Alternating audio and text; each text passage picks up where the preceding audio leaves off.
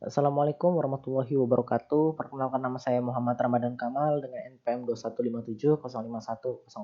Di sini saya akan membahas tentang pohon penurunan.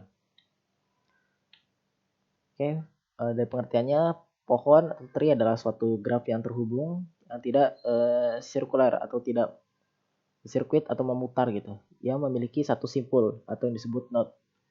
Kemudian ada vertex disebut akar atau root, dan dari situ memiliki lintasan ke setiap simpul.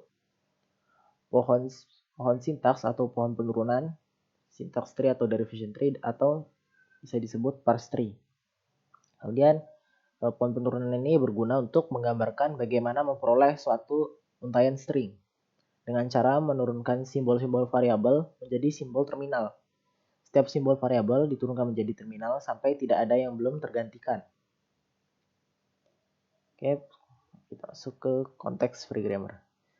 Sini konteks free grammar atau CFG merupakan bahasa bebas konteks, sebuah tata bahasa di mana tidak terdapat pembatasan pada hasil produksinya.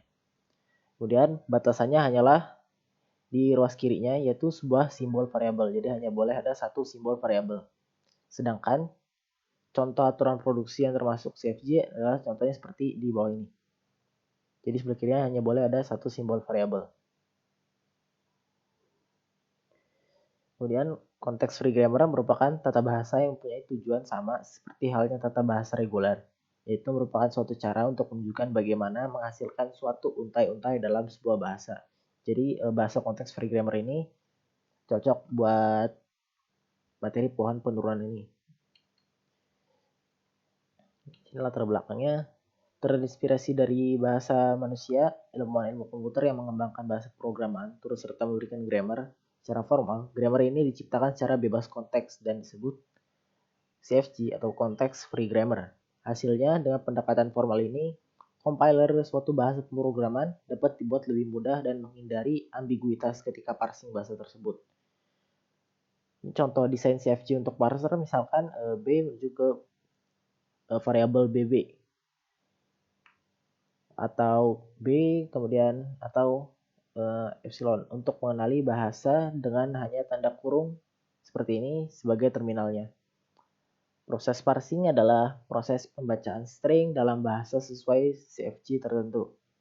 Proses ini tentunya harus mematuhi aturan produksi dalam CFG tersebut. Ke materi parsing. Konteks free grammar menjadi dasar dalam pembentukan suatu parse atau proses analisis sintaksis. Bagian sintaks dalam suatu compiler kebanyakan didefinisikan dalam tata bahasa bebas konteks. Pohon penurunan, derivation tree, parse tree berguna untuk menggambarkan simbol-simbol variabel menjadi simbol-simbol terminal.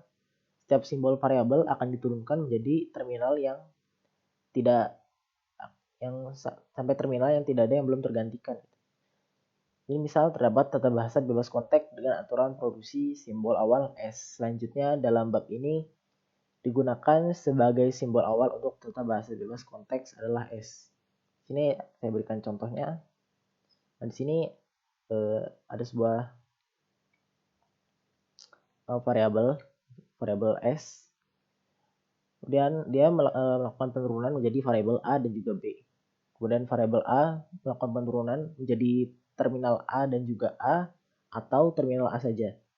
Begitu juga dengan B, dia melakukan penurunan menjadi terminal B dan juga B variabel atau B terminal saja.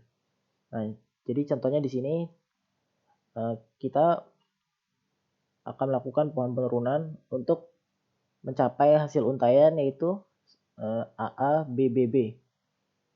Jadi kita mulainya tentu dari S sebagai startnya, sebagai inisialisasi variabel.